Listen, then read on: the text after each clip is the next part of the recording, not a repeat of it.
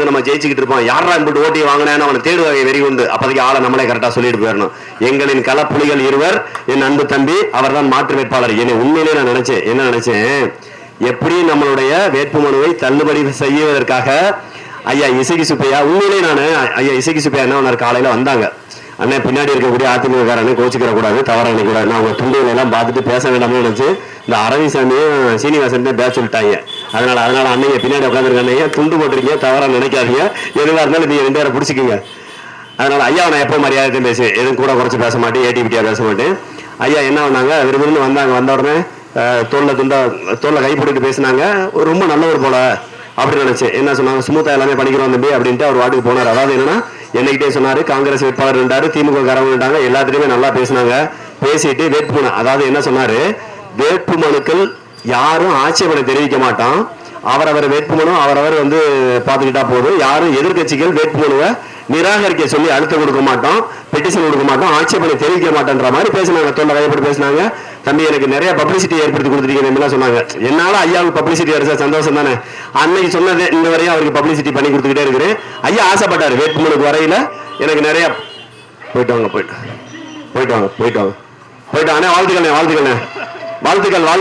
வாழ்த்துக்கள். சோக்கா போறாங்க பாருங்க, எவ்வளவு சோக்கா இருக்கா. நம்மளுக்குமே வண்டி இருக்கு, எப்ப இந்த வண்டி நிக்கிறது தெரியாது, எப்ப லைட் அமரும் தெரியாது. ஆனா அந்த வண்டியில இருக்கக்கூடிய எந்த ஃபெசிலிட்டியும் இந்த வண்டியில இல்ல. ஆனா இதே மாதிரி ஒரு பெண் பிள்ளையை, என் தங்கச்சியை நாங்க கீர்த்தனாவை நிப்பாட்டி பேசிட்டு வரமே, இதே மாதிரி ஒரே ஒரு பிள்ளையை ஏத்தி, ஒரு பெண் பிள்ளையை ஏத்தி, அவங்க வீட்டு பிள்ளையில ஒரு பிள்ளையை ஏத்தி நிப்பாட்டி ஒரு 1/2 மணி நேரம் பேச சொல்லுங்க பார்ப்போம், ஒரு 1/2 மணி நேரம் கூட்டிட்டு போக சொல்லுங்க பார்ப்போம். என்ன நடக்கும்னு அந்த பொண்ணுக்கும் தெரியாது, அவங்க வீட்டாளர்களுக்கும் தெரியாது. அந்த அளவுல பெண்களினுடைய பாதுகாப்பிற்கு சரியான ஒரு கட்சினா அது நாம் தமிழர் கட்சி தான். ஏன்னா நாம் தமிழர் கட்சி தான் சாராயம் விற்காது, நாம் தமிழர் கட்சி தான் சரக்கு விற்காது, நாம் தமிழர் கட்சி தான் கஞ்சா விற்காது. அப்படியே ஒரு கட்சி. அப்ப ஆமா ஐயா கரெக்டா போறாரு, தெய்வமே கரெக்டாங்க ஐயா போறாரு, நல்ல மனுஷன். டக்குன்னு தோல்ல கையப்பட்டு பேசுன மனுஷன். சரி ஐயா பேசுன மாதிரியாவது இருக்க போறாங்க. டபார் என்ன விட்டாரு, ஒரு 20 அட்வொகேட் எந்திரிச்சு எனக்கு ஆட்சேபனை மனு கொடுக்குறாங்க. 20 பேர் இருக்கும். 20 பேர் என்ன திட்டுமுட்டு எந்திரிச்சு வர்றாங்க. ஆளுக்கு ஒரு கத்தரத்தையா பேப்பர் கொடுக்குறாங்க. 6 ரூபா இருக்காரு அந்த ரிட்டர்னிங் ஆபீசர் இருக்காரு, அவர் அரண்டார் தேர்தல் நடத்த மாதிரி என்ன ஒரு சிவசங்கர் ஒரு சின்ன பையன் இம்மிட்டு பண்ணுவோம் அப்படின்னு. திமுக காரங்க காங்கிரஸ்காரங்களுக்கு எதிராக கொடுத்திருந்தா கூட பரவாயில்ல, எனக்கு எதிராக கொடுத்தாங்க. நானும் என்ன நினைச்சேன், உண்மையிலேயே இவங்க பூரா நிறைய நம்மளுக்கு தெரியாம எது எடுத்து வச்சிருப்பாங்களோ, நம்மதே ஊரா அவங்களுக்குறாங்க, எந்த ஊர்ல எந்த ஸ்டேஷன்ல எந்த கேஸ் விழுந்துச்சு என்னவோ ஏதுவோ நினைச்சிட்டு போய் பார்த்தாக்க கடைசியில மதியானத்திற்கு காலையில இந்த தேர்தலில் 2026 சட்டமன்ற தேர்தலில் 225 அம்பாசமுத்திரம் சட்டமன்ற தொகுதி என்று அறிவிக்கப்பட்ட நாளில் முதல் வேட்புமனுவாக பதிவு செய்தது நாம தான். நம்ம நாம் தமிழர் கட்சி தான் முதல் வேட்புமனுவை பதிவு செஞ்சு, அப்படி வேட்புமனுவை பதிவு செஞ்சதனுடைய ஸ்கூட்டின்னு சொல்லக்கூடிய வேட்புமனு பரிசீலனை முதல் தான் நம்மதே வருது. நம்ம மனு வந்த உடனே திட்டுமுட்டு எந்திரிச்சு போய் கொடுக்குறோம் பார்த்துட்டு நானே உண்மையில அரண்டேன். நம்மளுக்கு தெரியாம எது கேசிசி இருக்குமோ, நம்மளுக்கு தெரியாம வேற ஏதாவது இருக்குமோ அப்படின்னு நினைச்சிட்டு நம்ம இந்த எஸ்பிசி ஐயாலாம் இருப்பாங்களா, போலீஸ் எல்லாம், உளவுத்துறை ஐயாக்கள் எப்பவுமே ஒரு தெரிஞ்சுக்கிறேன். நாம் தமிழர் கட்சியில ஒரு போலீஸ்கார் தம்பி சாப்பிட்டியா, நல்லா இருக்கிறியா, உடம்பு பார்த்து ஆள் இழைச்சிட்டியப்பா, முதல் அரவிசாமின்ற பேருக்கு ஏற்ற மாதிரி கலரா இருந்தா இப்ப கருத்து போயிட்ட, உடம்பு நல்லபடியா பாரு, நல்லபடியா ஃபேர் லெவலி போடு, சென்று நல்லபடியா அடிச்சு கம்மாமன்று அப்படின்ற மாதிரி எல்லாம் பேசுவாங்க. நம்மள்ட்ட பேசுற ஒரே சிரிச்சு பேசுற ஒரே போலீஸாருன்னா உளவுத்துறையா இருக்கும். ஆனா அவர்கிட்ட ஏதாவது ஒரு அவசரம்னு போவே, ஐயா இந்த மாதிரி ஒரு ஹெல்மெட் பிரச்சனை இல்ல, வண்டியை மாட்டிட்டு இந்த சொல்லி என்னை விட சொல்லுங்கய்யா, நான் தான் ஏன்னு சொல்லி கால் பண்ணுங்களேன். போலீஸ் ஹெல்மெட் பிடிப்பாங்கல்ல, ஹெல்மெட் பிடிச்சது இன்சூரன்ஸ் இல்ல வேற ஏதாவது பிரச்சனை, போலீஸ் 2 வீலர் பிடிச்சா கூட கால் பண்ணி பாருங்களேன், உதவி செய்ய மாட்டாங்க. நான் இது 15 வருஷமா பாக்குறேன். உளவுத்துறை என்கிட்ட எந்த அளவிற்கு சிரிச்சு பேசுவாங்க, என்கிட்ட எப்படியெல்லாம் விஷயத்தை வாங்கிடுவாங்க. ஒருபோதும் நாம் தமிழர் கட்சி பிள்ளைகளுக்கு அவர்கள் உதவியதே கிடையாது. நான் தான் திரும்ப சொல்றேன், இந்த காணொலியை எப்படியும் உளவுத்துறை அதிகாரிகள் பார்ப்பாங்க. அது இங்க மட்டும் இல்ல, நத்தத்திலையும் சரி, திண்டுக்கல் மாவட்டத்திலையும் சரி, மதுரை மாவட்டத்திலையும் சரி, திருநெல்வேலி மாவட்டத்திலையும் சரி, அம்பாசமுத்திலையும் சரி, நான் பார்த்த உளவுத்துறை எல்லாமே எங்கள்கிட்ட போட்டு வாங்கி விஷயத்தை தெரிஞ்சுக்கிட்டு மேலதிகாரி தகவல் அனுப்ப மாட்டேன், எங்களை செய்ய மாட்டான்னு தெரியும். அப்படி இருந்து அங்க இருந்த உளவுத்துறை கேட்டாங்க, எங்களுக்கு ஆட்சேபணமாக கொடுக்குறாங்க, அது என்னன்னு கொஞ்சம் பார்த்து சொல்லணும். ஒருத்தர் கூட சொல்ல, சரியா ஒரு 2:30 மணி போல உங்க மேல கொடுத்த ஆட்சேபனை மனுக்கெல்லாம் பதில் சொல்லி கொடுக்குறா, கத்தகத்தையா எடுத்து கொடுத்தாங்க. எல்லாத்தையும் பார்த்தா உண்மையிலே சொல்றீங்க, எனக்கு ஒரு பக்கம் அந்த வழக்கறிஞர் தொழில்னால நான் ரொம்ப நேசிச்சு படிச்சேன். நான் என்னுடைய முனைவர் பட்டம் முடிச்சுட்டு PhD முடிச்சுட்டு அதுக்கப்புறம் நான் வழக்கறிஞர் பட்டம் படிச்சதுக்கான காரணம் என்னன்னா, நான் என் மீது இருக்கக்கூடிய வழக்குகளை, நான் என் மீது இருக்கக்கூடிய கேஸெல்லாம் கிளியர் பண்ணணுங்கிறக்கா, வழக்குகளை பூராத்தையும் முடிக்கணுங்கிறக்கா நான் வழக்கறிஞர் படிச்சேன். அப்படி அவங்க எல்லாம் கொடுக்கணும். எல்லா பேரும் அறிவு சார்ந்த வழக்கறிஞர் இருக்காங்களா, யார் என்னென்ன கொடுத்துருப்பாங்கன்னு பார்த்தா எடுத்து பார்த்தா முழுக்க பொய்யும் புராடும். நான் அபிடவிட்ல தெளிவா எதெல்லாம் கொடுத்தா அப்புறம் பொய்யா கொடுக்குறேன். உண்மையிலே சொல்றேன், அவர்கள் வழக்கறிஞர்ல பொறிவுருண்ட வைக்க கூட லாய்க்கு இல்லை. இதை கேட்டாலும் பரவாயில்ல, அவங்க என் மேல வழக்கு போட்டாலும் பரவாயில்ல, பார் கவுன்சில கம்ப்ளைண்ட் பண்ணாலும் பரவாயில்ல. நான் உண்மையை சொல்றேன், ஒரு வழக்கறிஞர் என்பவர் எந்த அளவிற்கு ஞானத்தோட செயல்பட்டு எதிரியுடைய தவறுகளை அப்புறம் பாயின் எடுத்து பேசி ஜெயிக்கணும், வாதாடணும் இருக்கு. அவங்க என்னை பத்தி கொடுக்குறாங்க 4 ஆஃப் TNPPL ஆக்ட். இப்படி ஒரு கேஸ் இருக்குங்கய்யா. நானு என் மேல இருக்க வழக்குகளை பூரா காட்டிட்டு எந்தெந்த செஷன்ஸ் கோர்ட்ல கேஸ் நடக்குது, எந்தெந்த ஜுடிஷியல் மேஜிஸ்ட்ரேட் கேஸ் நடக்குது, எந்தெந்த எஃப்ஐஆர் அதாவது குற்ற வழக்கு பதிவு செய்யப்பட்டது எந்தெந்த ஸ்டேஷன்ல இருக்கின்ற வரை தெளிவா பட்டியல் போட்டு கொடுத்துருக்கேன். ஆனா அதுல ஒரே ஒரு எழுத்து மட்டும் பேசுறேன், தண்ணி பிரச்சனை பேசுறேன் அப்படிதான் எடுத்தபடி வர. இப்ப இன்ன வரை அரவிந்துக்காக பேசிக்கிறீங்க, அப்புறம் உனக்காக பேசு, எல்லாத்தையும் பேசிட்டு இந்த ஊர்ல பேசணும் வராங்க. நீங்க கேட்டிருப்பீங்க, வீடியோ ஆதாரமே இருக்கு. இந்த ஊர்ல இருக்க பிரச்சனையை பத்தி பேச சொல்லி தம்பியை காதுக்குள்ள சொல்றாரு. நான் கூட எப்படியாவது எதை பத்தியும் பேசாம தம்பிகளை காப்பாத்திட்டு போலான்னு நினைச்சேன். என்னங்க நான் போயிருவேன், நத்தத்துக்கு பேசி விட்டு என்ன வேணாலும் பேசிட்டு போயிருவேன். அடுத்து தம்பியவே வாங்கப்பட போறாங்க.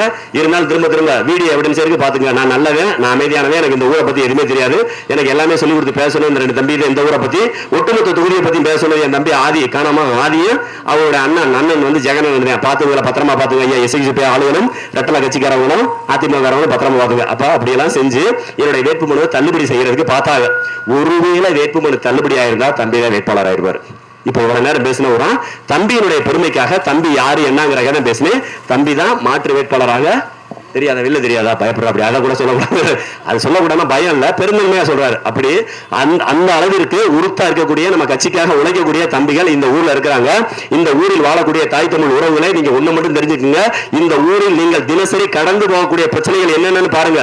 இந்த ஊர்ல இப்ப நாங்க ஒரே ஒரு சுற்று வந்தோம், ஒரு ரவுண்ட் அடிச்சு வந்தோம். உள்ளுக்குள்ள போய் பாருங்க, ஏதாவது ஒரு இடத்தில் சாலை சரியா இருக்கான்னு பாருங்க, ஏதாவது ஒரு இடத்தில் சாக்கடை சரியா இருக்கான்னு பாருங்க, ஏதாவது ஒரு இடத்தில் ஒரு மின்விளக்கு எரியுதான்னு பாருங்க. நீங்க உள்ள போய் பாருங்க, சுத்தி பாருங்க, ஒரு இடத்தில் கூட ஒரு மின்விளக்கு எரியல, ஒரே ஒரு தெருலைட் கூட எரியல, ஒரு இடத்துல குடிநீர்ல ஒரு வாரத்துக்கு இருக்க வருது. நீங்க தெரிஞ்சுக்கோங்க, தாமிரபரணி இந்தியாவிலேயே ஒரு நாள் ஆரம்பிச்சு, அதாவது காலையில் மழை பெஞ்சுன்னா அந்த தண்ணி அடுத்த நாள் காலையிலக்குள்ள இங்க இருக்கக்கூடிய கடலை போய் கலந்துரும். அந்த அளவிற்கு 24 மணி நேரத்துல ஜீவநதினா என்னன்னு தெரியுமா? ஜீவநதி என்பது வற்றாத ஜீவநதி என்பது வருடம் 365 நாளும் தண்ணீர் வந்து கொண்டே இருக்கணும். அந்த தண்ணீர் கடலோட போய் கலக்கணும். இதுதான் ஜீவநதிக்கான விளக்கம். இது மாதிரியான தாமிரபரணியான ஜீவநதி உலகத்திலேயே இந்தியாவிலேயே வேறுபட்ட ஒரு ஜீவநதி. எப்படின்னு கேட்டீங்கன்னா, வெயில் காலங்கள்ல மழை காலங்கள்ல மழை பெய்ஞ்சு தண்ணி வரும் ஜீவநதிகளுக்கு, மழை காலத்துல வரக்கூடிய மழை தண்ணி மூலமாக ஜீவநதிகளுக்கு தண்ணி வரும். வெயில் காலத்துல அண்ணே வணக்கம், நன்றி பார்த்து போயிட்டாங்க, நன்றி அண்ணே வணக்கம், போங்க அண்ணன் இருக்கிற திட்டம் முடியாது, போங்க வணக்கம் வணக்கம் தலைவா, போங்கல. ஆனா உண்மையிலே சொல்றேன், இந்த 60 ஆண்டு கால அரசியல்ல இப்படி ஒருத்தன் வந்து மான மரியாதை கெடுப்பான், தேர்தலுக்கு தெருவில் உங்களுக்கு தெரியவே தெரியாது. அந்த அளவிற்கு அதிமுகவும் திமுகவும் செய்த கொடுமைகள் என்ன, சித்திரவதைகள் என்ன, எந்த அளவிற்கு மணல கலவாண்டு வித்தாங்க, எந்த அளவிற்கு தாமிரபரணி தாயினுடைய மார்பு அறுத்து ரத்தம் குடிச்சாங்க அப்படிங்கிறதெல்லாம் நமக்கு தெரியும். அப்படியே கொஞ்சம் தாமிரபரணி தாய் இங்க வற்றாத ஜீவநதியா ஓடிக்கிட்டு இருக்கு. மற்ற நாடுகள்ல இந்தியாவில் வெவ்வேறு ஜீவநதி எல்லாம் ஒரு காலத்துல ஒண்ணு பனிப்பாறைகள், வெயில் காலத்துல பனிப்பாறை உருகி தண்ணி வரும், அல்லது மழை காலத்துல மழை வெள்ளத்தின் மூலமா தண்ணி வரும். ஆனால் பனிப்பாறையற்ற ஒரு ஜீவநதி எதுனா நம்ம தாமிரபரணி தாய் தான். ஒரே நாள்ல உருவாகி ஒரே நாள்ல கடலில் சங்கம் தாய் நம்மளுடைய தாமிரபரணி தாய் தான். இந்த தாமிரபரணி தாயினுடைய தண்ணீரை தான் நம்ம குடிக்கிறோம். நாம குடிக்கிறது தாமிரபரணி தாயினுடைய தண்ணீர் இல்லைங்க, தாமிரபரணி தாயினுடைய மார்பக பாலத்தை நம்ம குடிக்கிறோம். அந்த அளவிற்கு இந்த தாயினுடைய அந்த தாமிரபரணி தாயினுடைய தண்ணீரை குடித்து வளர்ந்த நபர்களுக்கு இன்னைக்கு குடிக்கிறதுக்கு தண்ணி இல்ல. தண்ணி இல்லைன்னா இதுல தாமிரபரணி ஆத்துல தண்ணி இல்லாம இல்ல, அதை கொண்டு வந்து மக்கள்கிட்ட சேர்க்கிற திட்டங்கள் இல்ல. இங்க பாருங்க, நீங்க ஒன்று தெரிஞ்சுக்கங்க, இங்க இருக்கக்கூடிய எல்லா வகையான தவறுகளுக்கும் பிள்ளைகளுக்கும் காரணம் நீங்களும் நானும் தான். இங்க தண்ணி வரல, இங்க இருக்கக்கூடிய சாக்கடை சரியில்லை, இங்க இருக்கக்கூடிய மின்விளக்கு சரியில்லை, இங்க இருக்கக்கூடிய சாலைகள் சரியில்லை. தினசரி இந்த மாதிரி குண்டு குழியுமா இருக்க சாலையில போய்கிட்டு இருக்கமே, இதுக்கு காரணம் எம்எல்ஏவோ எம்பியோ அமைச்சரோ கிடையாதுங்கய்யா, நீங்களும் நானும் தான். சரியில்லாத தரமில்லாத தரங்கட்ட தலைவர்களுக்கு வாக்கை செலுத்தி அவர்களை தேர்ந்தெடுத்தோம். அவர்கள் உங்கள்கிட்ட வாக்கை பெறவில்லை, மாறாக வாக்கை விலை கொடுத்து வாங்கி விட்டார்கள். இந்த அகசியர்புரத்தில் குடிக்க தண்ணி இல்ல, இந்த அகசியர்புரத்தில் சரியான சாலை இல்ல, இந்த அகசியர்பட்டியில சரியான சாலை இல்ல, சரியான தண்ணி இல்ல, சரியான தெருவிளக்கு இல்லைன்னா இதுக்கு எல்லாத்துக்கும் காரணம் ஓட்டு போட்டு தேர்ந்தெடுத்த நம்மதே என்பதை நீங்களும் நானும் உணரணும். அம்மா, காசு இருந்தா அள்ளி கொடுக்கணும், படிச்சிருந்தா சொல்லி கொடுக்கணும். எங்கள்கிட்ட காசு இல்ல, நாங்க அள்ளி கொடுக்கல. சோத்தாங்கைக்கு தெரியாம நொட்டாங்கை தெரியாம சோத்தாங்கையில காசை கொடுத்து ஓட்ட வாங்க திருட்டு பயிரை நாங்கள் இல்லைங்கம்மா. நாங்கள் உங்கள் வாக்குக்கானவர்கள் அல்ல, உங்கள் வாழ்க்கைக்கானவர்கள். உங்கள் வாழ்க்கையை மாற்றுவதற்காக 15 ஆண்டுகளா கத்துக்கிட்டே இருக்கோம் ஐயா.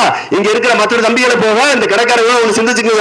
15 ஆண்டுகளாக நாம் தமிழர் கட்சி பிள்ளைகள் இதே மாதிரி ரோடா போய் கத்துறோம். நீங்க பார்த்திருப்பீங்க, இங்க இருக்கக்கூடிய கட்சிக்காரங்க எல்லாமே எந்த அளவுக்கு ஏசி கார்ல போறாங்க, ஏசி கார்ல வர்றாங்க.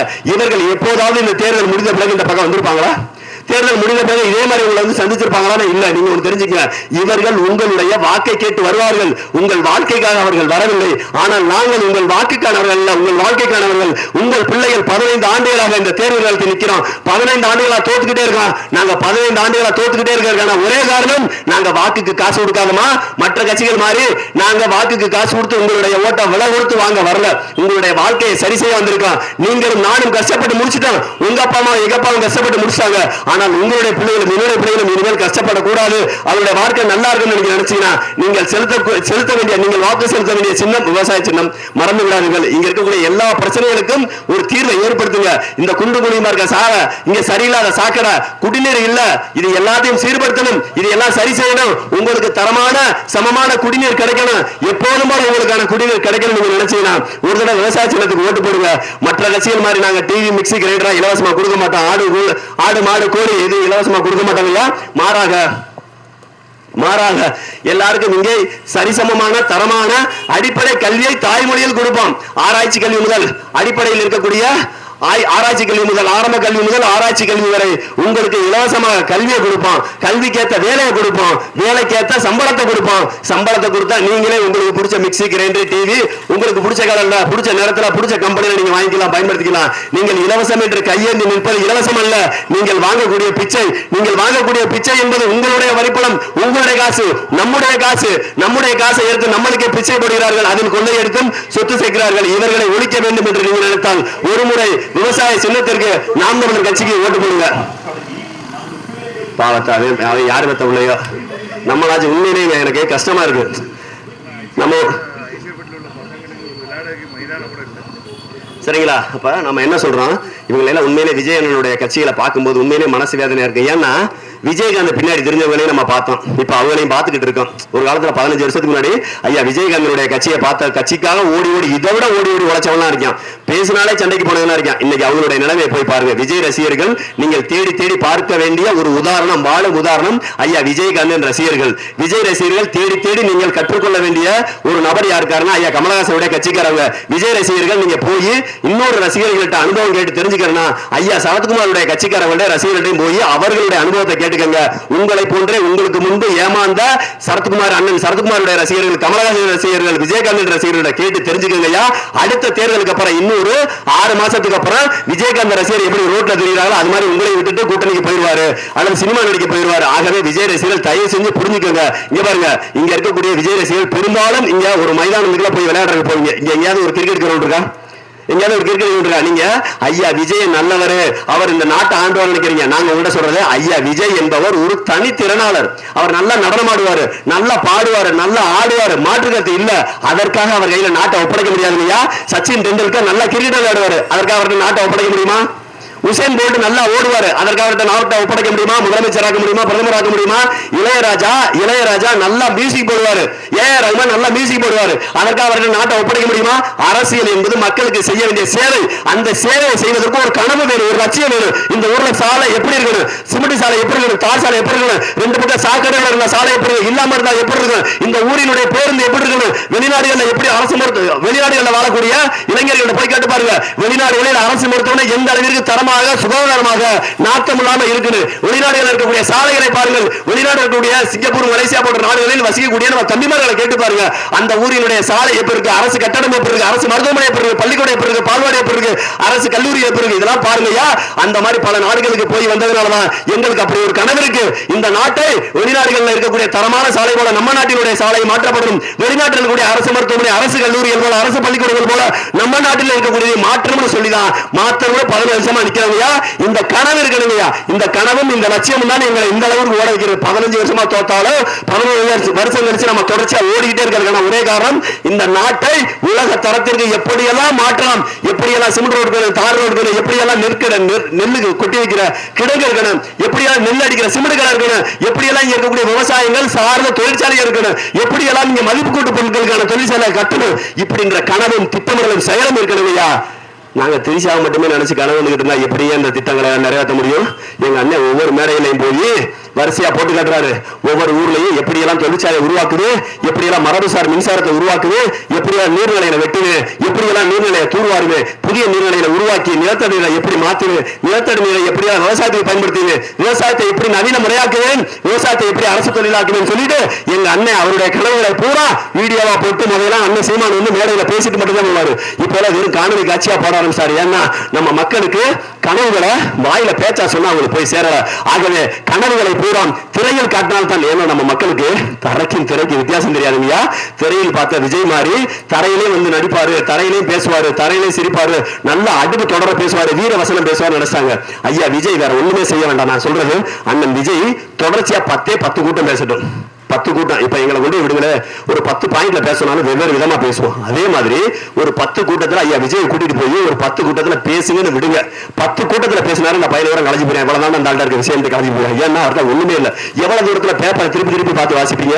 அப்ப நான் என்ன சொல்ல வரேன், கனவு என்பது இந்த மண்ணை பொருட்களும் இந்த மக்களை பொருட்களும் இங்க இருக்கக்கூடிய பிரச்சனைக்கான காரணம் என்ன, பிரச்சனைக்கான ஆணிகள் என்ன, இந்த பிரச்சனையை தீர்ப்பதற்கான திட்டமிடல் என்ன, இந்த திட்டமிடல் நிறைவேற்றுவதற்கான விதம் என்ன, அதற்கு எவ்வளவு பணம் தேவை, எவ்வளவு பொருளாதாரம் தேவை, எவ்வளவு மக்கள் தேவை, எவ்வளவு உழைப்பு தேவை, இவர்களுக்கு வேலை எப்படி கொடுப்பா, அந்த வேலையை எவ்வளவு சம்பளம் கொடுப்பா, இன்றைய பொருளாதார நிலை என்ன, எவ்வளவு தமிழ்நாடு அரசுக்கு கடன் இருக்கு, இந்த கடனை தாண்டி எப்படி எல்லாம் மக்கள் திட்டத்தை நிறைவேற்ற முடியும், அதற்கு வரி வசூல் எப்படி இருக்கு, எந்தெந்த வகையில மக்களை கஷ்டப்படுத்தாமல் வரி வசூல் செய்யலாம், எந்தெந்த வகையில மக்களுடைய வருமானத்தை தாண்டி இன்னும் பெரு வருமானங்களை மக்களுக்கு கொடுத்து அதன் மூலமா வரியை சம்பாதிக்கலாம். வாழ்வியல் என்பது பொருளாதாரம் என்பது கிராம பொருளாதாரம் இருக்கணும்னு சொல்லிட்டு ஒரு கனவு, ஒரு லட்சியம், ஒரு திட்டமிடல் இருக்கணும். அந்த திட்டமிடலும் கனவும் லட்சியமும் நாம் தமிழர் பிள்ளைகள்கிட்ட இருக்கிறதுனாலதான் 15 வருஷமா காசு கொடுக்காம பணம் கொடுக்காம சாராய் வைக்காம கஞ்சா வைக்காம தொடர்ச்சியா ஓடிக்கிட்டே இருக்க முடியுது. ஆகவே நான் உங்கள்கிட்ட சொல்றது ஐயா, இதுக்கு முன்னாடி நீங்க பட்ட கஷ்டங்கள் எல்லாம் போகட்டும், இதுக்கு முன்னாடி நீங்க பட்ட சித்திரவதை எல்லாம் போகட்டும். இது வரைக்கும் நம்ம பட்ட கஷ்டத்துக்கான காரணம் அரசியல்வாதி எம்எல்ஏ எம்பி இல்லையா, நாமளும் நம்ம அப்பா அம்மா நம்ம தாத்தா பாட்டரும் தேடி போட்டு ஓட்டு போட்டு தேர்ந்தெடுத்தமே அந்த தவறான தலைவர்கள், தரியட்ட தலைவர்கள்.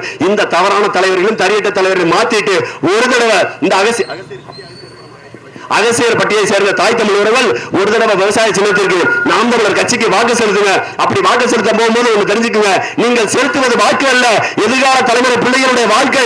அந்த வாழ்க்கைக்காக நான் செலுத்த போறேன்டா அப்படின்னு சொல்லிட்டு இந்த அகசியர் பட்டியை சேர்ந்தவர்கள் போகும்போது இங்க இருக்க சாலையை ஒரு பார்வை பார்த்துட்டு போங்க, இங்க இருக்க சாக்கடை ஒரு பார்வை பார்த்துட்டு போங்க, இங்க விளையாடக்கூடிய தம்பி பேர்கள் போய் சொல்லுங்க, இந்த ஊர்ல விளையாடுறதுக்கு ஒரு விளையாட்டு மைதானம் இல்லடா, இலவசமா சோறு போட்டவர், இலவசமா ஆட்டோக்காரங்களுக்கு சட்டை எடுத்து கொடுத்தவர், இலவசமா தாலி எடுத்து கொடுத்தவர், இலவசமாக மக்களுக்கு கல்யாணம் பண்ணி வச்சு காது குத்து பண்ணி வச்சு வளாபு போட்டு வச்சு சொன்ன நபர் ஏன் ஒரு விளையாட்டு மைதானத்தை கட்டவில்லை? விளையாட்டு மைதானம் கட்டிவிட்டால் இந்த ஊர்ல இருக்கக்கூடிய இளைஞர்கள் விளையாடி விடுவார்கள். விளையாடி விட்டால் தனித்திறன் மௌனம், தனித்திறன் மௌனத்தால் அவர்கள் உலகளாவிய தலைவர்களாகவும் உலகளாவிய வீரர்களாகவும் மாறி விடுவார்கள். அப்படி உலகளாவிய விளையாட்டு வீரர்கள் இந்த தொகுதியில் உருவாகிட்டா இது அறிவு சார்ந்த தொகுதியாக மாறிவிடும். மக்கள் விழிப்புணர்வு அடைந்து விடுவார்கள். உலகளாவிய அறிவு பெற்ற ஒரு விளையாட்டு வீரன் இந்த ஊர்ல உருவாகிட்டா அந்த விளையாட்டு வீரன் இந்த மக்களுக்கு ஒரு விழிப்புணர்வு கொடுத்துருவோம். நாம் தமிழர் கட்சி மாதிரி கட்சியில சேர்ந்து பிராண்டடா மாறிடுவான்றதுக்காக இந்த ஊர விளையாட்டு மைதானம் இல்லையா நாங்க சொல்றது. அடிப்படையில் மக்களுக்கு தேவையான என்னவோ அதை செய்வதற்கு தான் அரசை தவிர சோறு போடுறதுக்கு யூனிஃபார்ம் எடுத்து கொடுக்கறதுக்கு அரசாங்கம் தேவையில்லையா. நாங்க சொல்ல வர்றது இந்த மக்களுடைய பிரச்சனை அதை கேட்கணும். ஐயா இசைக்கு சுப்பையா வச்சிருக்காருல பள்ளிக்கூடம், ஐயா இசைக்கு சுப்பையா அந்த பள்ளிக்கூடத்துல இருந்து நேற்று எனக்கு ஒரு தகவல் வருது. 54 டீச்சர், 54 டீச்சர்ஸ், அதாவது வாத்தியார் இருப்பாங்க டீச்சர் இருப்பாங்க, 54 பேரு. அந்த 54 வாத்தியாரையும் டீச்சரையும் தொடர்ச்சியாக 2 மாதங்களாக சம்பளம் கொடுக்காம தேர்தல் பணியில உட்கார வச்சிருக்காங்க. அவருக்கு தென்காசியில ஒரு பள்ளிக்கூடம் இருக்கு, இசைக்கு வித்யாலயாவா இசைக்கு வித்யாராசிரமோ என்னன்னு சொல்லிட்டு ஒரு பள்ளிக்கூடம் இருக்கு. அந்த பள்ளிக்கூடத்துல இருந்து எனக்கு தகவல் வந்துச்சு, வித்யாசிரமம் அந்த இசைக்கு வித்தியாசத்தில் இருக்கக்கூடிய ஆசிரியர் பெருமக்களுக்கு 54 ஆசிரியர் பெருமக்களுக்கு இரவு பகலா அந்த கல்லூரியில் பள்ளிக்கூடத்தில் வேலை கொடுக்குறாங்க. என்ன வேலைன்னா தேர்தல் வேலைகள். தேர்தலில் எப்படியெல்லாம் யார் யார் திமுக ஓட்டர்ஸ், யார் யார் அதிமுக ஓட்டர்ஸ், யார் யார் புதுஜன, யார் யார் நாம் தமிழர் கட்சிக்காரன், யார் யார் தமிழக வெற்றி கழகத்துக்கு ஓட்டு போடுங்க அப்படின்னு பிடிச்சு பணத்தை பட்டுவாடா செய்யறதுக்காக 54 டீச்சரையும் வாத்தியாரையும் கொத்தடிமை மாதிரி வச்சு 2 மாசமா சம்பளம் கொடுக்காம வச்சிருக்காங்க. ஏன் தெரியுமா 2 மாசம் சம்பளம் கொடுக்கல?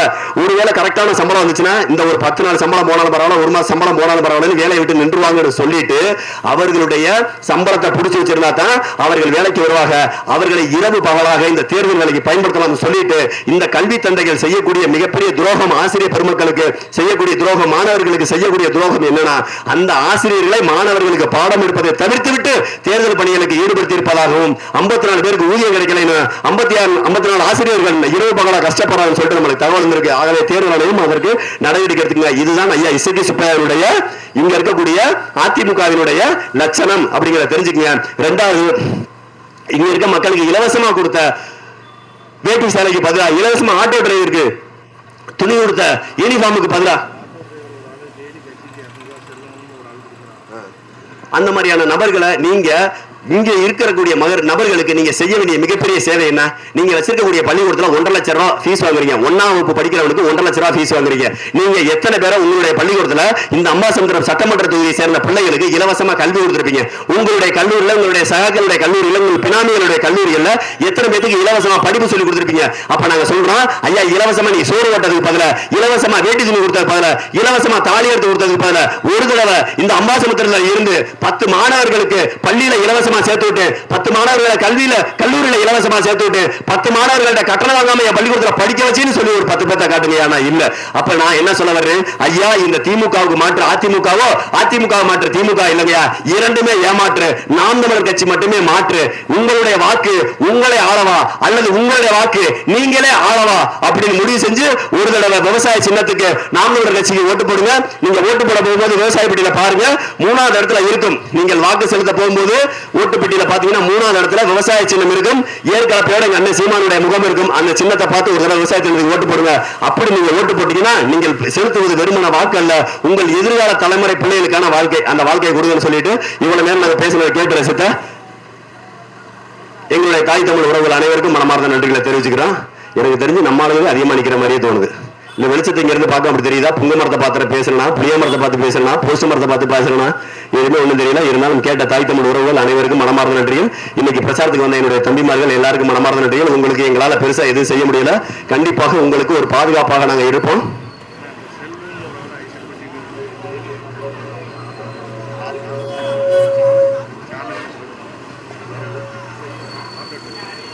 அகஸ்தியர்பட்டியில் இருக்கக்கூடிய அண்ணன் செல்வம் என்ற ஒரு தானி ஓட்டுநர், அதாவது ஆட்டோ டிரைவர் சொல்லக்கூடிய செல்வம் அண்ணன் தினசரி 200 ரூபாய் எங்களுடைய கட்சிக்கு அவருடைய உழைப்பு, அவர் சாப்பிடக்கூடிய சாப்பாட்டினுடைய 200 ரூபாய், அதாவது அவருடைய வருமானம் ஒரு நாளைக்கு அவர் 500 ரூபாய் சம்பாதிப்பாரு. ஆனா அந்த தேர்தல் ஆரம்பிச்சது தொடர்ச்சியா ஒரு 15-20 நாட்களாக தினசரி 200 ரூபாய் நாம் தமிழர் கட்சியினுடைய பிரச்சாரத்திற்கு நிதியாக, தேநீர் செலவிற்கு நிதியாக நாங்க சாப்பாடு சாப்பிட்டுக்கோங்கப்பா, பெட்ரோல் போடுங்கப்பான்னு சொல்லிட்டு ஒரு ஏழை ஆட்டோ ஓட்டுநர் அண்ணன் கொடுத்த உதவிக்கு மனமார்ந்த நன்றிகள்.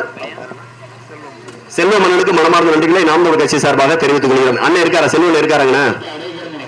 செல்வன் இருக்காரா? செல்வன் இருந்தா அவருக்கு மனமார்ந்த நன்றிகள். ஐயா போயிட்டு வரோம், அம்மா போயிட்டு வரோம். விவசாய சின்னம் நாம் தமிழர் கட்சி 3வது இடத்துல இருக்கு. ஐயா நாம் தமிழர் கட்சி 3வது இடத்துல இருக்கு விவசாய சின்னம். பேரன்புடன் பிறந்தவர்களே, என் தாய் தமிழ் உறவுகளை, உங்கள் மதிப்புமிக்க வாக்குகளை விட்டு விடாதீர்கள், மறந்து விடாதீர்கள்.